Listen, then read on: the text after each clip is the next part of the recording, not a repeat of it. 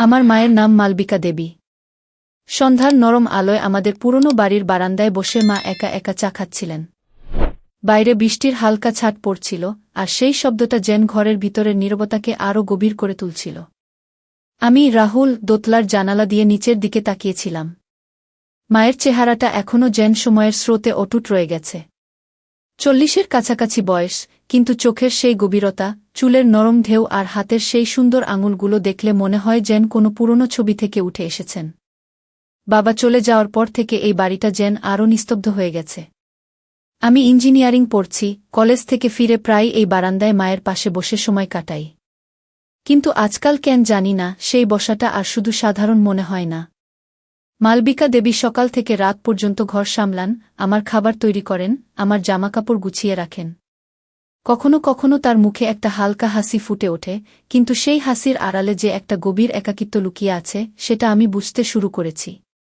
বাবা চলে যাওয়ার পর 5 বছর কেটে গেছে। মা কখনো নতুন করে জীবন শুরু করার কথা বলেননি। তোর জন্যই তো সব, বলে হেসে এড়িয়ে যান। কিন্তু রাতে যখন ঘরের আলো নিভে যায়, তখন আমি শুনতে পাই তার দীর্ঘশ্বাসের শব্দ। সেই শব্দটা আমার বুকের ভিতর কেমন একটা অস্বস্তি জাগায়। সেদিন সন্ধ্যায় আমি নিচে নেমে এলাম। মা, চা খাবে আরেক কাপ? জিজ্ঞাসা করলাম। মা মুখ তুলে তাকালেন। তার চোখে সেই পরিচিত উষ্ণতা। না রে বাবা, এটাই যথেষ্ট। তুই বরং বস। আজকের ক্লাস কেমন ছিল? তার গলার স্বরটা নরম, যেন কোনো পুরনো গানের মতো। আমি পাশের চেয়ারে বসলাম। বৃষ্টির গন্ধ মিশে যাচ্ছিল বাগানের ফুলের সুবাসের সাথে। আমরা দুজনে অনেকক্ষণ চুপ করে বসে রইলাম। কথা বলার দরকার হয় না সবসময়, কিন্তু সেই নীরবতার মাঝে আমার মনের ভিতর কেমন একটা অদ্ভুত ঢেউ উঠছিল। মায়ের হাতটা টেবিলের উপর রাখা, আঙুলগুলো সামান্য নাড়ছে। আমি চোখ সরিয়ে নিলাম। কেন যেন চোখ আটকে যাচ্ছিল সেদিকে। রাত হলে আমরা খেতে বসলাম। মা আমার পছন্দের মাছের ঝোল রেঁধেছেন। খেয়ে দেখ ঠিক হয়েছে কিনা, বলে তাকালেন। আমি খেতে খেতে বললাম, মা তুমি এত ভালো রাঁধো, কখনো শিখিয়ে দিও না কি? মা হাসলেন। সেই হাসিতে একটা হালকা লজ্জা মিশেছিল। তোর বাবাও এটা বলতো কি? বাবার নাম উঠতেই ঘরের পরিবেশটা একটু ভারী হয়ে গেল। আমি চুপ করে গেলাম। খাওয়ার পর মা বাসন মাজছিলেন। আমি পাশে দাঁড়িয়ে পানি ঢেলে দিচ্ছিলাম। তার কাঁধের কাছে দাঁড়িয়ে আমি তার চুলের হালকা গন্ধ পাচ্ছিলাম। সেই গন্ধটা পরিচিত, কিন্তু আজকাল কেন জানি না, সেটা আমার মনে একটা অস্বস্তিকর উষ্ণতা ছড়িয়ে দিচ্ছিল। আমি নিজেকে বোঝালাম এটা শুধু মায়ের গন্ধ। কিন্তু মনের ভিতর একটা ছোট্ট প্রশ্ন জেগে উঠল, কেন এতটা মনোযোগ দিয়ে লক্ষ্য করছি? রাতে নিজের ঘরে শুয়ে আমি ছাদের দিকে তাকিয়েছিলাম। ঘুম আসছিল না। মায়ের ঘরটা আমার পাশের ঘরেই। দেয়ালের উপার থেকে কখনো কখনো তার বিছানার খাটের শব্দ শোনা যায়। আজও সেই শব্দটা এল। মা হয়তো পাশ ফিরছেন। আমি চোখ বন্ধ করলাম, কিন্তু মায়ের মুখটা ভেসে উঠছিল। সেই চোখ যেখানে স্নেহ আর ক্লান্তি মিশে আছে। কলেজের বন্ধুরা মায়েদের নিয়ে অনেক রসিকতা করে, কিন্তু আমার মা যেন অন্যরকম। তিনি শুধু মা নন, একজন নারীও। এই চিন্তাটা মনে আসতেই আমি নিজেকে ধমক দিলাম। কি ভাবছি আমি? এটা তো অন্যায়।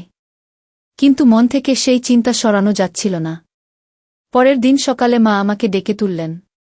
রাহুল, উঠে পড়। আজ তোর ক্লাস আছে কি? তার হাতটা আমার কপালে রাখলেন জ্বর আছে কিনা দেখতে। সেই স্পর্শটা হালকা, কিন্তু আমার শরীরে কেমন একটা শিহরণ জাগিয়ে দিল। আমি চোখ খুলে তার দিকে তাকালাম। মায়ের চোখে সেই মমতা। কি রে, ঠিক আছিস তো? আমি মাথা নেড়ে বললাম, হ্যাঁ মা। কিন্তু ভিতরে ভিতরে একটা অদ্ভুত অস্থিরতা শুরু হয়েছে। মা চলে যাওয়ার পর আমি বিছানায় উঠে বসলাম। তার শাড়ির আঁচলের সামান্য ঘষ্টানির শব্দটা এখনও কানে বাজছে। দিনগুলো এভাবেই কাটছিল। আমি কলেজ যাই, ফিরে আসি। মা বাড়িতে থাকেন। সন্ধ্যায় আমরা দুজনে বসে গল্প করি। মা তার ছোটবেলার কথা বলেন, বাবার সাথে প্রথম দেখার গল্প। আমি শুনি আর মাঝে মাঝে তার মুখের দিকে তাকিয়ে থাকি। একদিন মা বললেন, রাহুল তুই এত বড় হয়ে গেছিস। এখন আমার একা লাগে খুব। কি? তার গলায় সেই একাকিত্বের সুরটা স্পষ্ট। আমি তার হাতটা ধরতে গিয়েও থেমে গেলাম। মা, আমি তো আছি কি? মা হাসলেন, কিন্তু সেই হাসি পুরোপুরি খুশির ছিল না। রাতে ঘুমের মধ্যে আমি স্বপ্ন দেখলাম। মা আর আমি কোনো একটা বাগানে হাঁটছি। তার হাতটা আমার হাতে। স্বপ্নটা সাধারণ, কিন্তু জেগে ওঠার পর আমার বুকটা দ্রুত চলছিল। আমি উঠে পানি খেলাম। মায়ের ঘরের দরজার দিকে তাকালাম। ভিতরে আলো জ্বলছিল না। তিনি হয়তো ঘুমিয়ে পড়েছেন। আমি নিজেকে বললাম, এসব চিন্তা ঠিক নয়। মা আমার মা।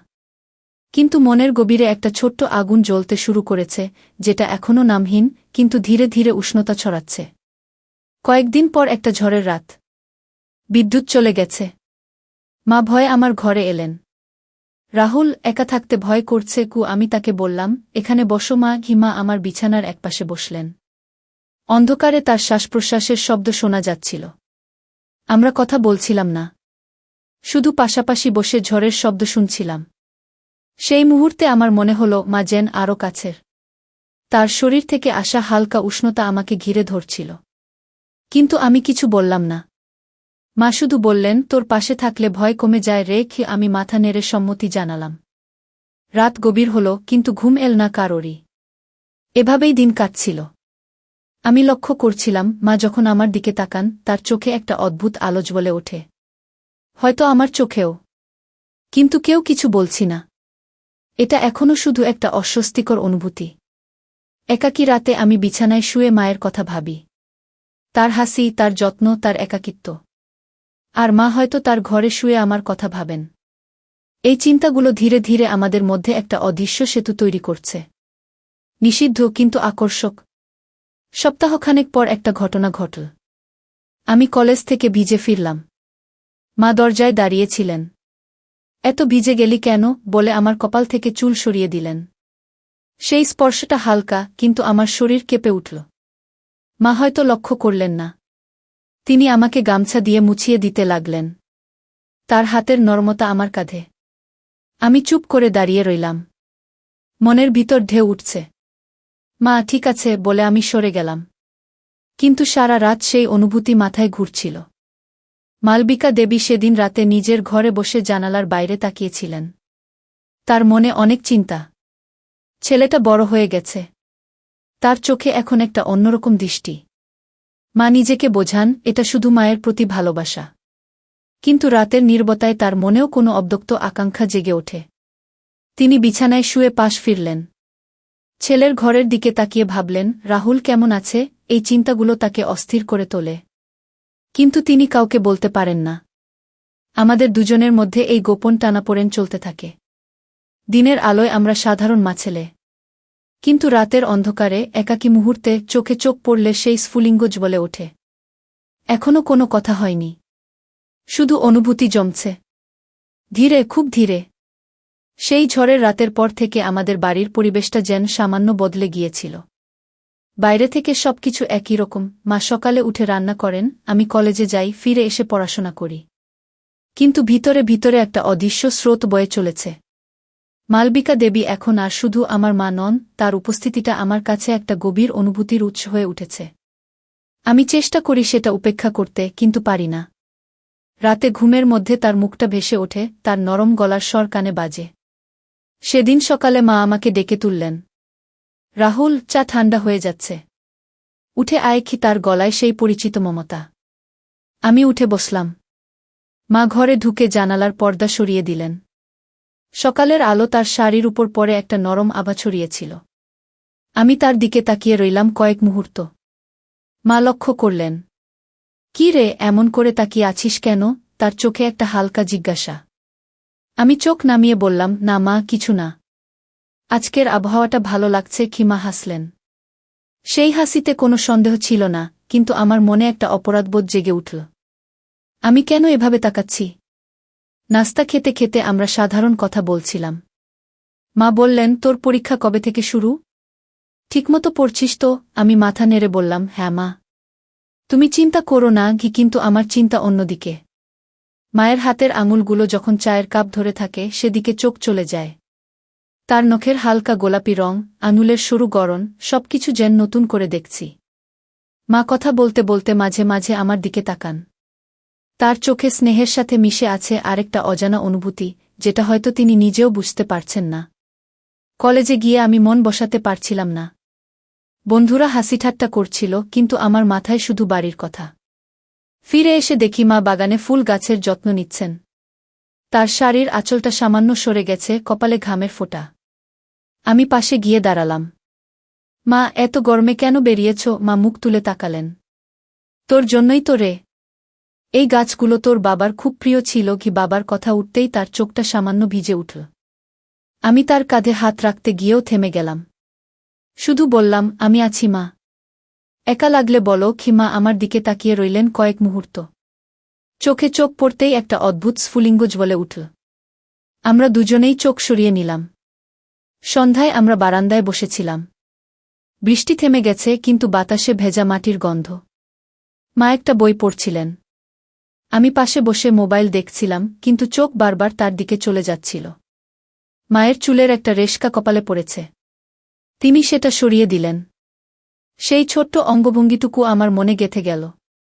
মা, তুমি কখনো নতুন করে কিছু করার কথা ভাবো না? প্রশ্নটা অজান্তেই বেরিয়ে গেল। মা বই থেকে মুখ তুললেন। কি করবে রে?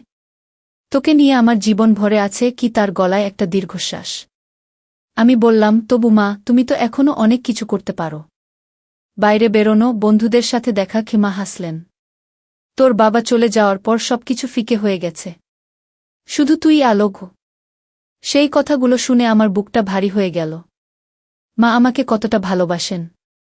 কিন্তু সেই ভালোবাসার মাঝে এখন একটা নতুন সুর মিশছে, যেটা আমাদের দুজনকেই অস্থির করে তুলছে। রাতে খাওয়ার পর মা আমার ঘরে এসে বসলেন। পড়াশোনা করছিস? জিজ্ঞাসা করলেন। আমি মাথা নেড়ে বললাম, হ্যাঁ কিন্তু বইয়ের পাতায় মন বসছিল না। মা পাশে বসে আমার খাতা দেখছিলেন। তার কাঁধ আমার কাঁধের খুব কাছে। শরীরের হালকা উষ্ণতা অনুভব করছিলাম। কিন্তু আমরা কেউ কিছু বললাম না। শুধু নীরবতা। সেই নীরবতায় অনেক কথা লুকিয়েছিল। মালবিকা দেবী নিজের ঘরে ফিরে গিয়ে বিছানায় শুয়ে পড়লেন। আজকাল রাতে ঘুম আসতে দেরি হয়। ছেলের মুখটা চোখের সামনে ভেসে ওঠে। রাহুল এখন কত বড় হয়ে গেছে। তার চোখে যে দৃষ্টি, সেটা শুধু ছেলের দৃষ্টি নয়। মা নিজেকে বোঝান, এসব কি ভাবছি আমি? সে তো আমার সন্তান। ও কিন্তু মন মানতে চায় না। একাকী ঘরে শুয়ে তিনি ছেলের কথা ভাবেন। তার হাসি, তার যত্ন, তার উপস্থিতি। শরীরের ভিতর কেমন একটা অজানা অস্থিরতা জাগে। তিনি পাশ ফিরে চোখ বন্ধ করেন, কিন্তু ঘুম আসে না। রাতের নীরবতায় অব্যক্ত আকাঙ্ক্ষার ঢেউ উঠতে থাকে। আমিও আমার ঘরে শুয়ে একই অবস্থা। মায়ের শরীরের সেই পরিচিত গন্ধটা যেন এখনও ঘরে লেগে আছে। সেই গন্ধ আমার মনে নিষিদ্ধ চিন্তার জন্ম দেয়। আমি উঠে জানালার কাছে দাঁড়াই। বাইরে অন্ধকার। মনে হয় দূরত্ব কমে আসছে। চোখে চোখ পড়লেই সেই স্ফুলিঙ্গ। কিন্তু এখনও কোনো কথা নয়। শুধু অনুভূতি জমছে। পরের কয়েকদিনে ছোট ছোট ঘটনা ঘটতে থাকে। একদিন মা আমার জামা ইস্ত্রি করছিলেন। আমি পাশে দাঁড়িয়ে দেখছিলাম। তার হাতের নড়াচড়া, ঘাড়ের বাঁকা ভঙ্গি, সবকিছু আমাকে টানছে। মা, আমি করে দিতে পারি বললাম। মা বললেন, না রে, এটা আমার কাজ। তুই পরখ। কিন্তু তার চোখে একটা কৃতজ্ঞতা। আমরা দুজনে কাছাকাছি থাকি, কিন্তু স্পর্শ এড়িয়ে চলি। টেনশন বাড়ছে ধীরে ধীরে। এক রাতে বিদ্যুৎ চলে গেল আবার। মা আমার ঘরে এলেন। ভয় করছে রেছি। আমি বললাম, এখানে থাকো মা। তিনি বিছানার এক কোণে বসলেন। অন্ধকারে শুধু আমাদের শ্বাসপ্রশ্বাসের শব্দ। কোনো আলিঙ্গন নয়, কোনো স্পর্শ নয়। শুধু কাছাকাছি থাকা। সেই কাছাকাছি থাকাটাই যেন অনেক কিছু বলে দিচ্ছিল। মা বললেন, তোর পাশে থাকলে শান্তি লাগে। আমি চুপ করে রইলাম। মনের ভিতর ঝড় চলছে। দিনগুলো এভাবে কাটছিল। মা তার একাকিত্বের কথা বলেন, আমি শুনি। আমার মনে নিষিদ্ধ চিন্তা আসে, আমি লুকিয়ে রাখি। চোখে চোখ পড়লে সেই অদ্ভুত অনুভূতি। দূরত্ব কমছে, কিন্তু খুব ধীরে। একা বিছানায় শুয়ে মা ছেলের শরীরের কথা ভেবে অস্থির হন, কিন্তু স্বীকার করেন না। আমিও একই। নিষিদ্ধ আকর্ষণ ধীরে ধীরে গভীর হচ্ছে। এক সন্ধ্যায় আমরা ছাদে উঠেছিলাম। আকাশে তারা ফুটেছে।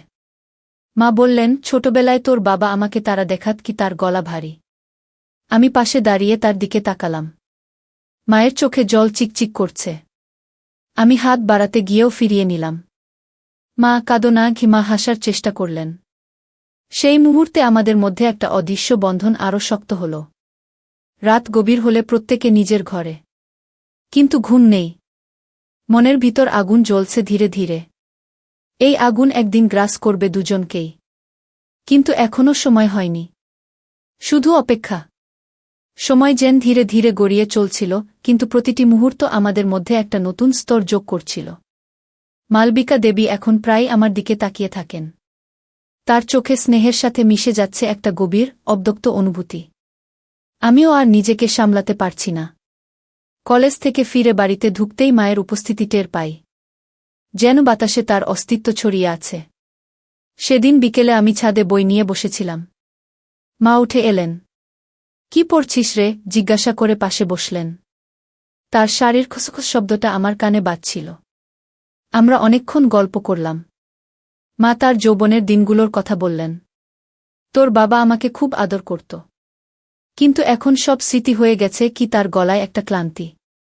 আমি বললাম, মা তুমি এখনও খুব সুন্দর। কথাটা বলে ফেলেই আমি অবাক হয়ে গেলাম। মা চোখ নামিয়ে হাসলেন। বড় হয়ে গেছিস তুই। এসব বলিস না কি? কিন্তু তার গালে হালকা লাল আভা ফুটে উঠেছিল। সেই মুহূর্তে চোখে চোখ পড়ল। কয়েক সেকেন্ড কেউ কথা বললাম না। যেন একটা অদৃশ্য সেতু তৈরি হচ্ছে। রাতে খাওয়ার টেবিলে মা আমার পছন্দের পায়েস রেঁধেছিলেন। খেয়ে দেখ কেমন হয়েছে। আমি খেতে খেতে প্রশংসা করলাম। মা খুশি হয়ে তাকালেন। তার চোখে একটা উজ্জ্বলতা। খাওয়ার পর আমরা বসে টিভি দেখছিলাম। পুরনো একটা সিনেমা চলছিল। মা পাশে বসে আছেন। আমাদের মধ্যে খুব অল্প দূরত্ব। শরীরের উষ্ণতা টের পাচ্ছিলাম, কিন্তু কেউ নড়ছি না। সিনেমায় ছেলের একটা দৃশ্য এল। মা চুপ করে দেখলেন। আমি তার মুখের দিকে তাকিয়েছিলাম। মা আমার দিকে ফিরে বললেন, জীবনটা কত জটিল হয়ে যায় কখনো কখনো। আমি শুধু মাথা নেড়েছিলাম। সেই রাতে আমার ঘুম ভেঙে গেল। মনে হলো মায়ের ঘর থেকে শব্দ আসছে। আমি উঠে দরজার কাছে গেলাম। মা হয়তো জেগে আছেন। আমি ফিরে এসে বিছানায় শুয়ে পড়লাম। মনের ভিতর ঢেউ। একাকিত্বের মুহূর্তে মা ছেলের কথা ভাবেন, আমিও মায়ের। নিষিদ্ধ চিন্তাগুলো আরও তীব্র হচ্ছে। কিন্তু এখনও শুধু চিন্তা। কোনো স্পর্শ নয়। পরের দিন সকালে মা আমাকে ডেকে বললেন, রাহুল আজ তোর ছুটি। চল বাজারে যাই। আমরা দুজনে বেরোলাম। রাস্তায় হাঁটতে হাঁটতে মা আমার পাশে। মাঝে মাঝে তার হাত আমার হাতের খুব কাছে চলে আসে, কিন্তু ছোঁয় না। বাজারে মা জিনিস কিনছেন, আমি ব্যাগ ধরে আছি। লোকজনের ভিড়ে আমরা কাছাকাছি হয়ে দাঁড়াই। মায়ের শরীর থেকে আসা সেই পরিচিত গন্ধ আমাকে ঘিরে ধরে। আমি চোখ বন্ধ করে সেই অনুভূতি উপভোগ করি। মা লক্ষ্য করেন না। ফেরার পথে মা বললেন, তোর সাথে বেরোলে ভালো লাগে। একা একা বেরোতে ইচ্ছে করে না গি। বাড়ি ফিরে মা রান্না করতে লাগলেন। আমি রান্নাঘরের দরজায় দাঁড়িয়ে দেখছিলাম। তার পিঠের ভঙ্গি, হাতের নড়াচড়া, সবকিছু আমার দৃষ্টি আকর্ষণ করছে। মা আমি সাহায্য করি? জিজ্ঞাসা করলাম। মা বললেন, না রে তুই বিশ্রাম কর। কিন্তু তার গলায় একটা আনন্দ। আমরা দুজনে কাছাকাছি থাকছি, কিন্তু দূরত্ব বজায় রাখছি। এই দূরত্বই টেনশন বাড়াচ্ছে। বিকেলে মা বিশ্রাম করছিলেন। আমি তার ঘরের দরজা দিয়ে উকি দিলাম। মা চোখ বন্ধ করে শুয়ে আছেন। তার শ্বাসপ্রশ্বাস নিয়মিত। আমি চুপ করে দাঁড়িয়ে দেখলাম কিছুক্ষণ। মনের ভিতর একটা নিষিদ্ধ ইচ্ছা জাগছে। আমি নিজেকে সরিয়ে নিলাম। এসব ভাবা উচিত নয়। কিন্তু মন থামছে না। রাতে আবার সেই নীরবতা। আমরা খেয়ে দেয়ে বসে আছি। মা হঠাৎ বললেন, রাহুল তুই কখনো কোনো মেয়ের কথা ভাবিস? প্রশ্নটা অপ্রত্যাশিত। আমি থতমত খেয়ে বললাম, না মা, এখন পড়াশোনা। কি? মা হাসলেন। বড় হয়েছিস। একদিন তো হবে। কিন্তু তার চোখে একটা ছায়া। হয়তো তিনি ভাবছেন ছেলে চলে গেলে তিনি একা হয়ে যাবেন। আমি বললাম, মা তুমি আমার সবকিছু। কি? কথাটা বলতেই মায়ের চোখটা চকচক করে উঠল। চোখে চোখ পড়ল আবার। সেই স্ফুলিঙ্গ আরও তীব্র। সেই রাতে মা তার ঘরে একা শুয়ে অস্থির হয়ে পড়লেন। ছেলের কথাগুলো মনে পড়ছে। তুমি আমার সবকিছু। কে? এই কথায় তার শরীরে কেমন একটা অজানা শিহরণ। তিনি বিছানায় পাশ ফিরলেন। একাকিত্বের মুহূর্তে নিষিদ্ধ চিন্তা জেগে উঠছে। তিনি চেষ্টা করেন সেগুলো দূর করতে, কিন্তু পারেন না। ছেলের শরীরের কথা ভেবে তার হৃদস্পন্দন বেড়ে যায়। আমিও একই অবস্থায়। মায়ের মুখ, তার হাসি, তার যত্ন, সবকিছু মনে পড়ে। রাতের অন্ধকারে হাত অজান্তে এগিয়ে যায়, কিন্তু থেমে যায়। এখনও সময় হয়নি। শুধু অপেক্ষা আর জমে ওঠা আকাঙ্ক্ষা। কয়েকদিন পর একটা ছুটির দিন। মা আর আমি বাড়িতে। মা ঘর গোছাচ্ছেন। আমি সাহায্য করছি। কাছাকাছি কাজ করতে গিয়ে আমাদের হাত প্রায় ছুঁয়ে যায়। কিন্তু ছোঁয় না। সেই প্রায় ছোঁয়া অবস্থাটাই টেনশন বাড়ায়। মা বললেন, তুই না থাকলে এই বাড়ি শূন্য লাগে। আমি বললাম, আমিও তাই মা। সংলাপগুলো সাধারণ, কিন্তু অর্থ গভীর। সন্ধ্যায় বৃষ্টি শুরু হল। আমরা বারান্দায় বসে বৃষ্টি দেখছি। মা আমার কাছে সরে বসলেন। ঠান্ডা লাগছে বললেন। আমরা পাশাপাশি। শরীরের উষ্ণতা বিনিময় হচ্ছে অদৃশ্যভাবে। কথা কম, অনুভূতি বেশি। রাতের নীরবতায় এই ঘনিষ্ঠতা আরও গভীর হয়। মালবিকা দেবী মনে মনে ভাবেন, এই টান কি? ছেলের প্রতি এই আকর্ষণ কেন? তিনি লুকিয়ে রাখেন। আমিও। কিন্তু দিন দিন তীব্র হচ্ছে। নিষিদ্ধ সম্পর্কের আগুন ধীরে ধীরে ছড়াচ্ছে। এক রাতে আমি স্বপ্ন দেখলাম। মা আর আমি কাছাকাছি। স্বপ্নটা অস্পষ্ট, কিন্তু জেগে উঠে হৃদয় দ্রুত চলছে। মা হয়তো তার ঘরে একই রকম অস্থির। এভাবেই চলছে আমাদের জীবন। ধীরে, টেনশনপূর্ণ, আবেগে ভরা।